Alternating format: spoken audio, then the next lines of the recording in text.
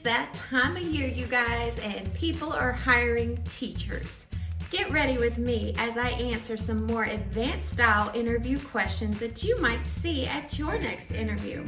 We're wasting time.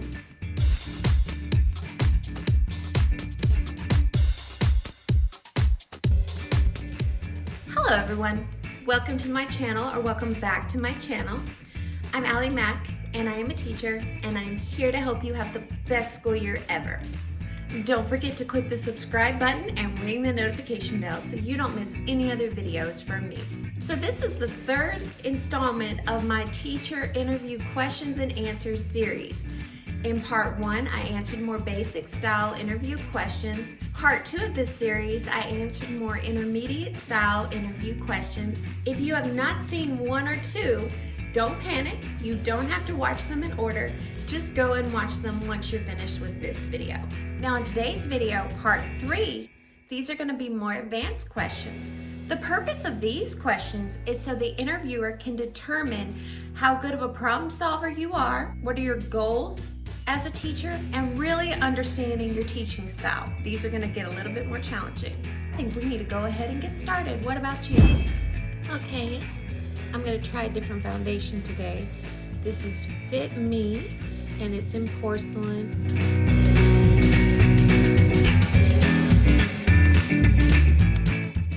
First question I'm going to answer is, describe a troubling student you've taught and what you've done to get through to them. This is my 10th year as a teacher. Every year you will have a troubling student that you will have to get through to. The only thing I know to do is to just be consistent, be fair with this student, don't let them run all over you, don't become their friend, be the responsible teacher you are, show them you care in different ways. And y'all, sometimes a whole school year is not enough time to do this task. Sometimes it takes years that they are at that school.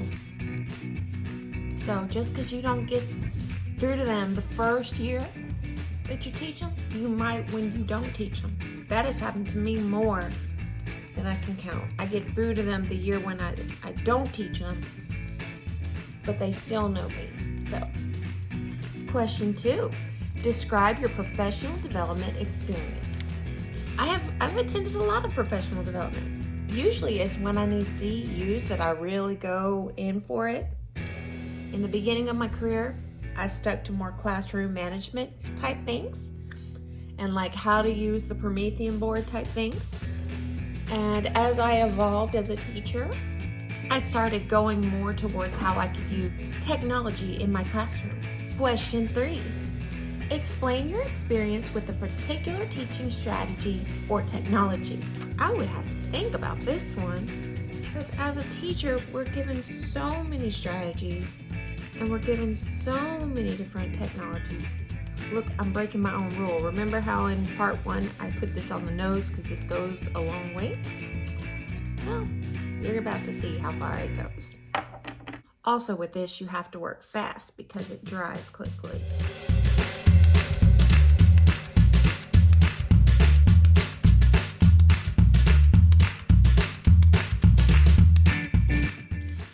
Well, let's talk about the very first teaching strategy I really learned. It was in my junior year at college. It was called Jigsaw. Now, there's a bunch of different versions of this, but the version we learned is to break everybody into groups and assign everybody different parts of the textbook. Then we were to become experts on it, and then we were to teach our portion of the textbook with visuals, demonstrations, videos. And basically that is how I learned most of the content for my junior year in college, was the Jigsaw strategy. So if you teach something like science or English, even math, you could break your book up into chunks, allow each group to become the masters of that, and then deliver the instruction. Now, the way this can work, because a lot of times kids don't pay attention when other kids are teaching them, so you have to hold them accountable by having some kind of quiz or exit ticket at the end. So that is a way I have used a strategy in my classroom. But y'all, that's before I even became a teacher. Anyway, pick a good one. Research one that's really, like if you're going for an interview and you're afraid you might have this question, research some and see which ones are like buzzwords today, perhaps. Question 4, what plans do you have to integrate technology into your classroom? Okay, I would say here, it depends on what you have available for me. Do you have a 1-to-1 ratio? Do you have Promethean boards? What I would do when they ask you this question is say, first of all, what type of technology would be available to me? Then they'll tell you, and then you can tell them how you would use it based on what they have. So to me, I hate it when I'm sitting there trying to think of, I would get them all on Google Classroom and we would do this. We would all create lessons on how to change fractions into decimals, and then they're like, oh, we don't have computers here. We don't have a 1-to-1 ratio of computers here. So if they ask you this question, first ask them what technology they have available, and you can tell them how you would integrate it. Next question. What experience have you had with team teaching? Did you find it helpful? Personally, y'all, team teaching is my favorite way to teach. What I have seen that works best in my experience is when both teachers are actively engaged in the lesson being taught. Say I was teaching how to simplify complex fractions. I would explain it one way on the board, perhaps the textbook way, the way that the test is going to be, the way the state test is going to present this type of problem. And then the inclusion teacher, who is specialized in breaking skills down even more, show a different way. And then just go back and forth, like tag team. To me, that is the best way to team teach, and I really like it, and that way has worked for me.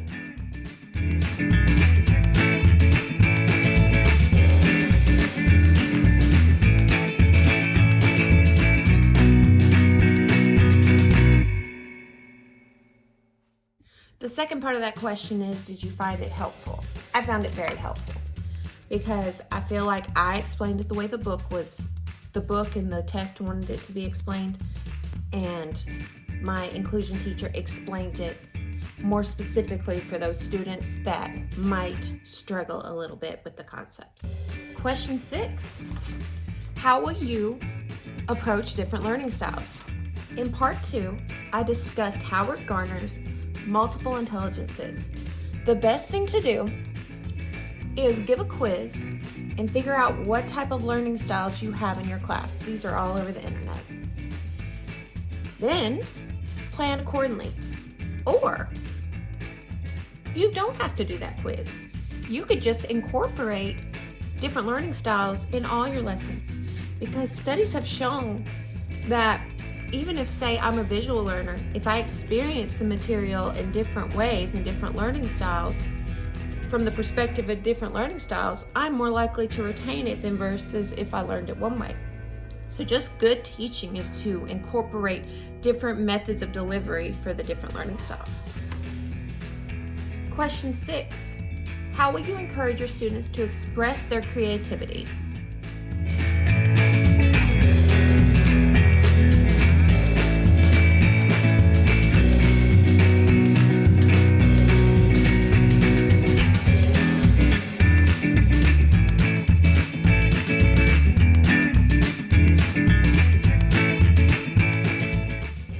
If I was teaching any other subject other than math, this question would be a lot easier, because I talked about in part 1 that time was a problem, and unfortunately we have to follow the school's curriculum, so therefore we don't even have time to follow it with fidelity as it is. So sprinkling in creative projects and things is almost difficult.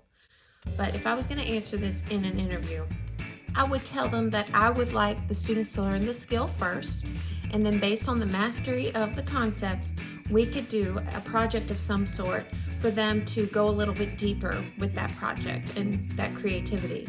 Whether it be they come up with a scenario, a real world life scenario, and then they act it out for us, or something like that. I really don't think that's a good answer, really, because I know in the back of my head that time gets in the way. If I would have been asked this question before I started my journey, I would have listed all the different projects we would have done. I would have talked about how I would have gone over this skill and this skill and this skill. But at the end of the day, there's just no time to do any of that stuff. Okay, question 8. How will you modify your teaching to help students who are struggling with the subject or skill? My paper cut it off, but we're gonna say subject or skill. Okay, so in a perfect world, you can give students a pre-test before you even teach the skill. That way immediately you know who is struggling. And then if you were in a situation where you had enough time to do more centers, you could help catch them up. But really, y'all, the best way to really get in there and teach a kid how to do certain things is through centers, especially if you have 2 teachers in the classroom. So I have done this more than one way. I have broken it down into ability groups, and kids that struggled, they got to spend more time with the inclusion teacher. The kids that don't struggle spend more time with me on enrichment and stuff like that. Now, when I'm by myself, what I did was I gave students an assignment that they could work on together. When I taught science, so I explained the skill, and then they broke off into small groups and completed the work together. Then I would pull up small groups, but I would pull up every group. Every group I would pull up, and like it wouldn't even matter if they weren't paired together. I would have a list of who I needed to spend more time with and who I didn't. So the ones that needed more time, I would really focus on those foundational skills, and the ones that didn't need that, I didn't do that. It was more like a review session. So that's how I have done that. And you don't stop teaching that skill until they master it.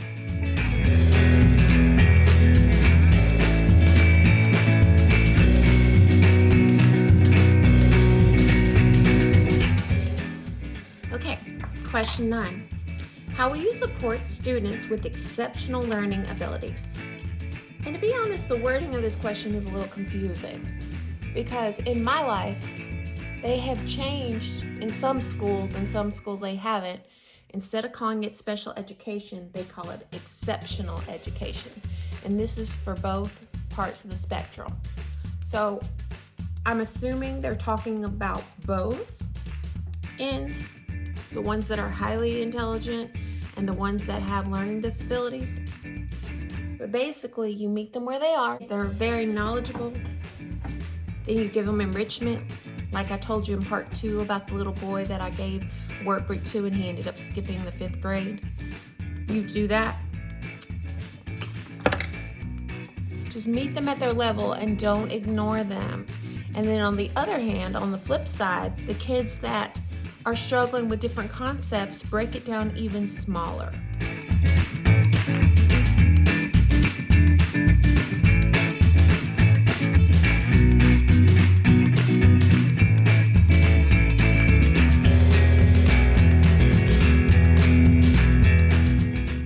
Number 10, how would you approach a student who refuses to participate or who misses school often?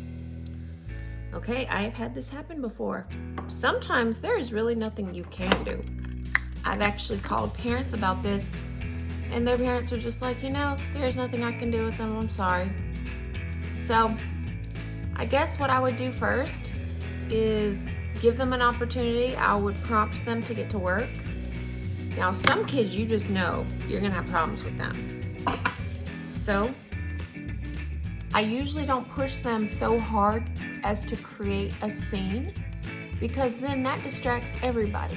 And when I first started, I felt like if they're not gonna do what I say, I have to just get into a power struggle with them, which don't ever do that. Just let it go. Don't do that. Let them just be there, but then you get them later. Like When I say get them later, I mean call their parents, arrange for them to meet with a counselor, have them talk with the principal, but don't ever get into a power struggle with the kid. Now, if they miss a lot of school, I have given kids workbooks and said, hey, if you know you're not going to be able to be here, just follow along in this, and if you have any problems, feel free to ask me when you come. That is what I would do. Now, if this student is refusing to work and being belligerent and keeping you from teaching, then you need to call an administrator to get them out of there. But if they're not bothering anybody, they're just not working, have the mindset you're gonna get them later, okay? It's for the best, it's the best thing you can do for the rest of the students in the classroom to not get them distracted by that power struggle.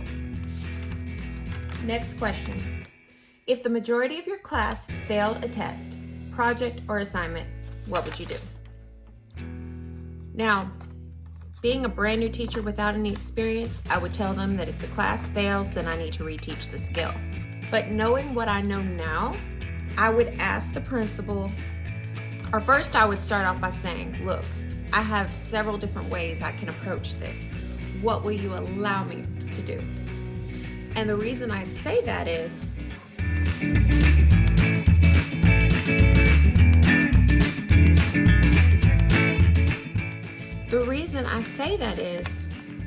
some schools allow you the time to go back and reteach. That's absolutely what they want you to do. But at the school I am at now, they want you to keep going for those kids that have already mastered it, and to circle back and get those other children that have not mastered the skill a different way. Whether it be a bell ringer, an exit ticket, a short little brain break activity. So I can do both. I can actually reteach, that's what I prefer to do, or I can keep teaching and then just remediate as we go along. But the second way is obviously much harder. Question 12. What would you like your students to take from their learning experience with you? I would want them to feel like they could achieve anything. I want them to feel loved and safe, and I want them to feel like there is nothing in this world they cannot conquer. Because one message that I'm always pushing is you don't fail unless you give up. That's it, period.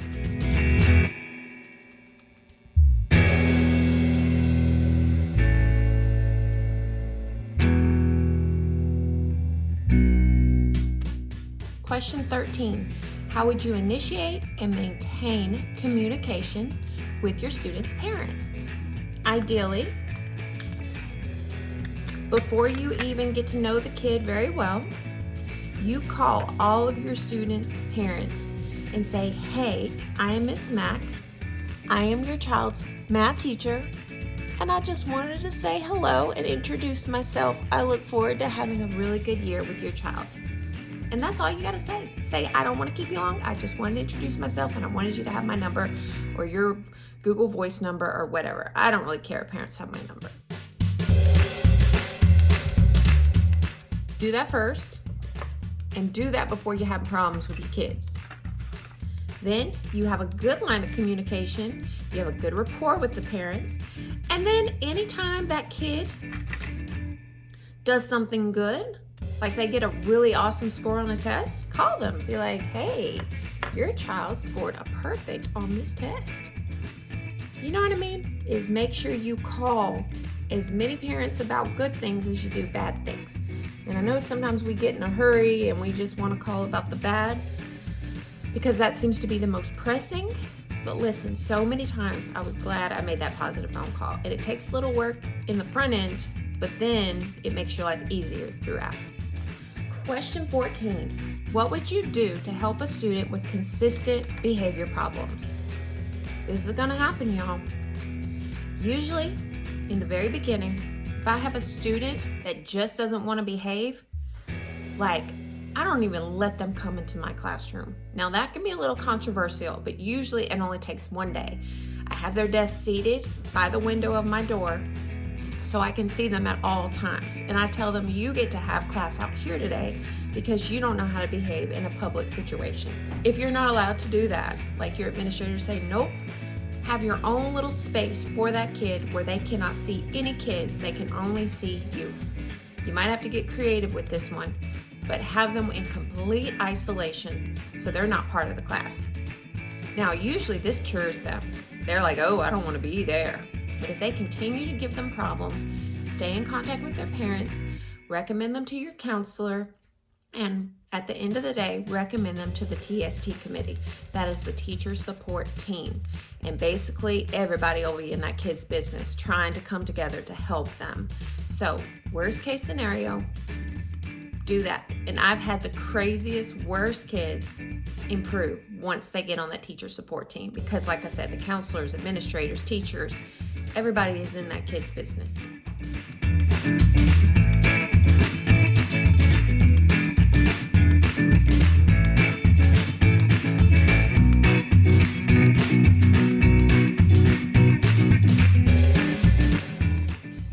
Next question, number 15.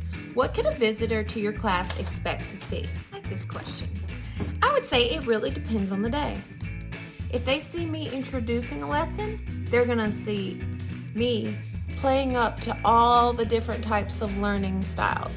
They're gonna see videos, they're gonna see demonstrations, they're gonna see me running around the classroom being super animated. If they come on a test day, they're gonna see kids sitting at their computers being super quiet. If a visitor were to come to my class, they would see kids working. They would see kids being engaged most of the time. They would see me pulling out every trick I have to make sure that a child understands. Question 16, we're getting near the end. What do you hope to learn from your mentor? I would hope to learn as much as I can.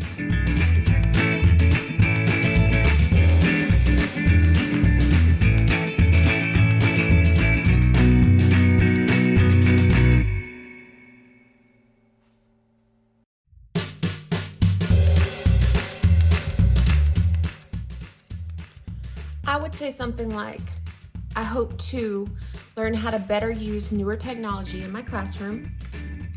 I hope to pick up on some teaching strategies to figure out the best way to teach the kids at this particular school, because everybody knows, has been in more than one school, knows that schools kind of have their own personality with the type of kids that are in that. It would really depend on the situation, on what I was teaching. So like if it was math, I would say I hope to learn different ways of presenting the lesson. I hope to add some more tools to put in my teaching suitcase that I can use later in the future. More so, for me, since I've been doing this a while, I would really hope to learn the layout of the school, who to ask for different things, how does the copier work, things like that. Like, how can I function in this particular school? Next question. How would you leverage resources in the community to enhance your teaching? This goes back to kindergarten. Just share and be considerate. Be a team player.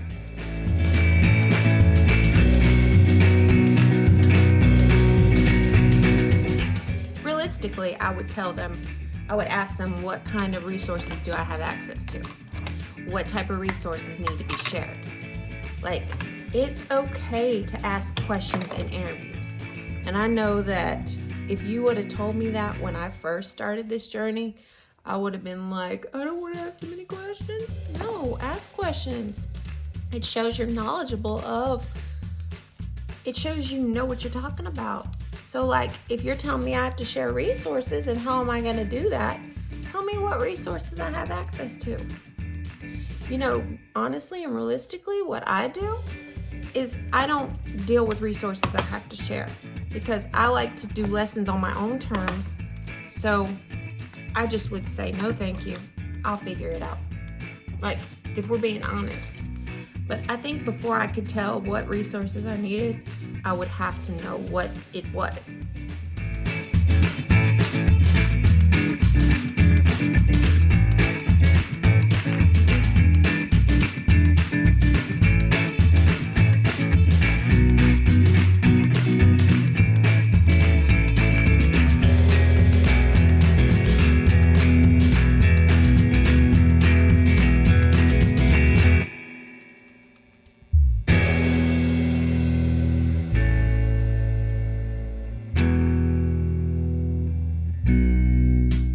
Okay, we have come to the very last question.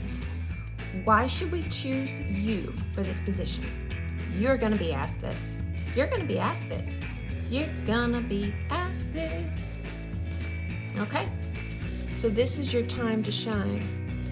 You are going to tell them everything that makes you wonderful. You're going to tell them you're organized, you're a team player. They won't be disappointed.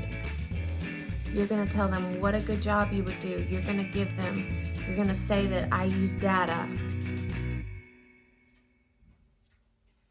You're going to say I use data when I guide instruction. I'm constantly trying to keep current with my teaching education.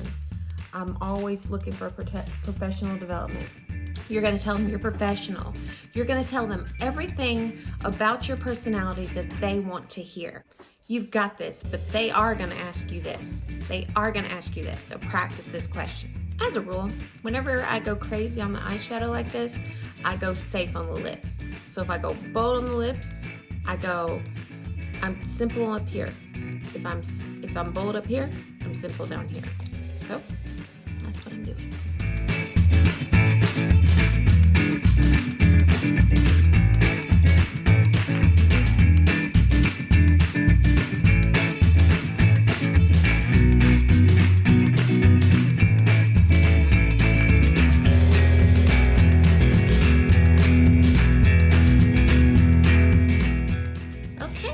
I think this is going to be my final look. I'm just going to add some earrings and change my shirt, and I am ready for the day. All right, that is it. Thank you guys so much for watching. If you found it helpful, informative, or even entertaining, please like, share, and subscribe. Comment below the clown emoji, because every time I do 2 different color eyeshadows, my students always say I look like a clown. But you know what? That doesn't stop me. I just keep on wearing this clown makeup. So comment that clown emoji, please. And as always, you guys have an amazing day. Good luck on your interview. If you're going to an interview, you will do great. And if you get the job, please leave that comment below. I want to hear all about it. Anyway, you all have an amazing day, and I will see you in my next video. Goodbye.